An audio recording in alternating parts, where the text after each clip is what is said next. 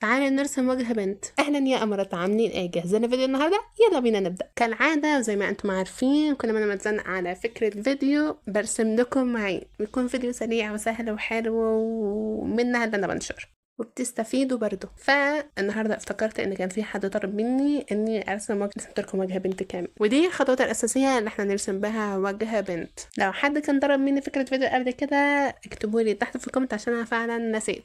انا ذاكرت زي السمك، معلش. انا مش هتاخر عليكم في رسم الحاجه دي. هتقولي لي زعلانين مني بسبب ان انا ما نزلتش فيديوهات. عارفه انا حمستكم يعني على فيديوهات كتير، بس فترة ما قبل الدراسة أنا لسه مش مستوعبة إن خلاص الأجازة خلصت وإن الدراسة بعد أسبوعين 3.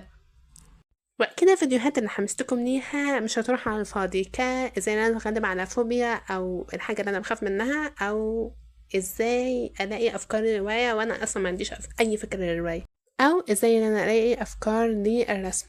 ما تخافوش، انا بعمل سكريبتات للفيديو حاليا وان شاء الله يعجبكم الفيديو. وما تنسوش تضغطوا على لايك والاشتراك علشان يوصلكم الفيديوهات دي اول ما هنزل. بس وده كان طريقة رسم وجه بنت خطوة بخطوة. ما تنسوش تعملوا سيف للفيديو علشان ترجع له وقت الرسم. طريقة التلوين هتنزل بكرة الساعة 3 العصر بتوقيت مصر. وباي باي.